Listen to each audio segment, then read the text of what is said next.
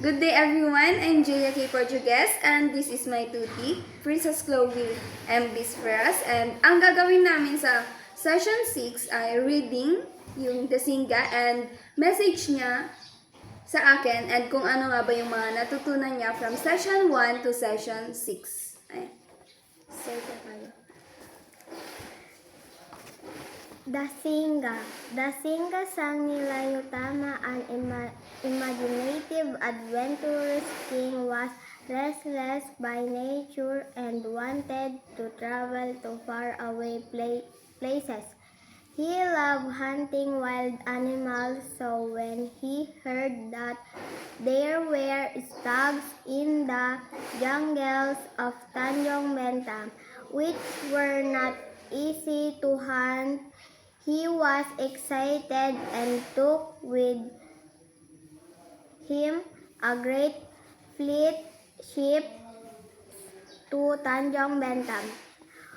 When the king arrived upon the island, he and his subjects had a hunting expedition that lasted several hours, slaying many wild and savage beasts, but no stags. This disappointed the king, for he had a sense of unfulfillment in his heart. Suddenly, a large stag darted out of the bush in front of Sang Nila Yutama, giving a shock, but the king drew his silver dagger and hurled it at the stags, only grazing the animal. The stags began to run and the king pursued it.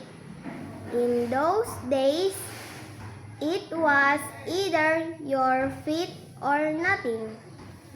The stag ran through the jungle and darted up a knoll.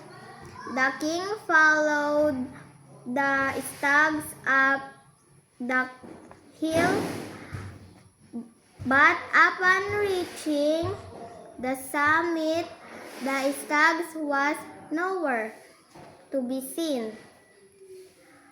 There was a large rock, so the king climbed it and looked the land, and sea spread out around him.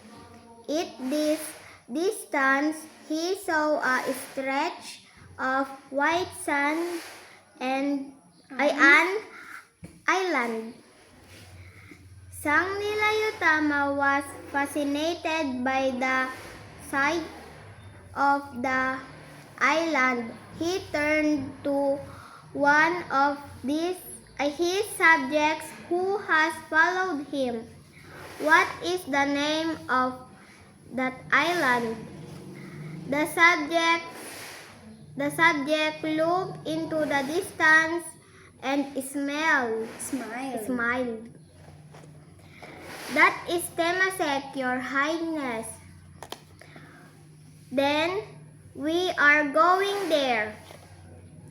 The king ordered his fleet to set sail, and they began on their journey toward the island.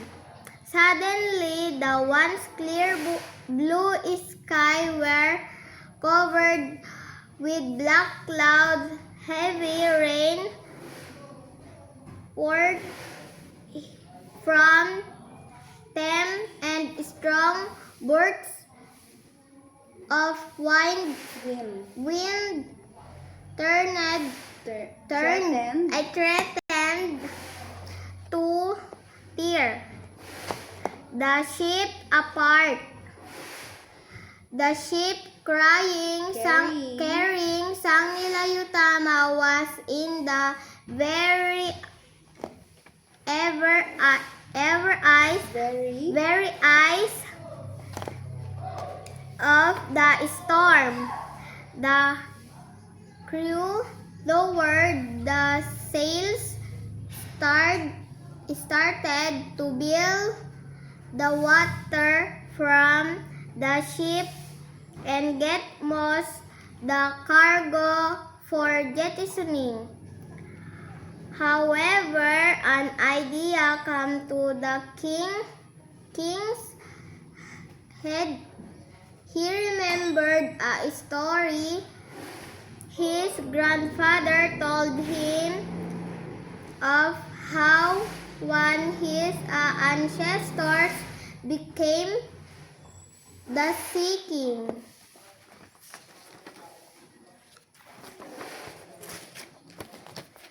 And that his crown was the only thing which belonged to his ancestor. He removed his crown immediately and threw it into the sea. All at once, the storm broke as suddenly as it started. The skies began to clear and the crew gave a shout of joy and set sail once more to the island of Temasek. When the king stepped upon the island, a creature stepped out of nowhere, and the king and his man were awestruck by the magnificent creature. It was large and moved with grace, had a black head covered in a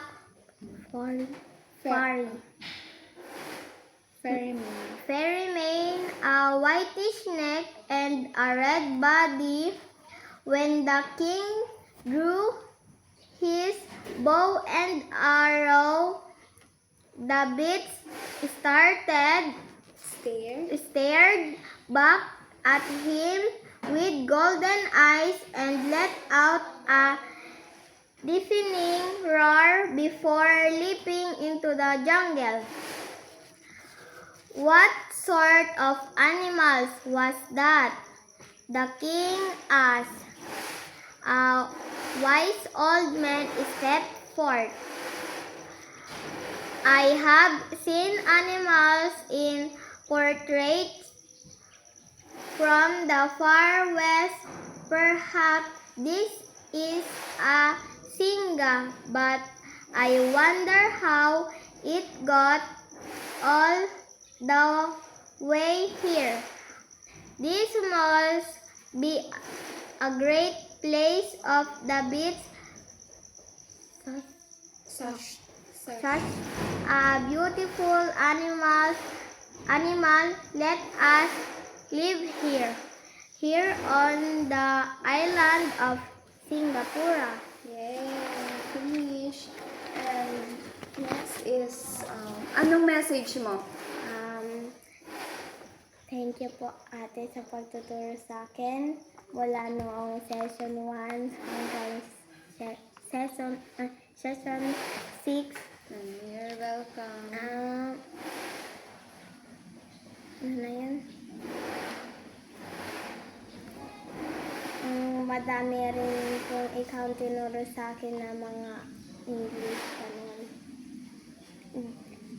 Ikaw rin po nagturo sa amin ng memory run. Tapos po sa math. ikaw rin po nagturo. Thank you po sa lahat ng mga tinuro mo po. Ayun lang po. Thank you. You're welcome. Thank you din. Kasi pumayag ka na turuan kita and sa mga ibang bata na kasama mo, especially yung kapatid mo and yung best friend mo. Yun lang.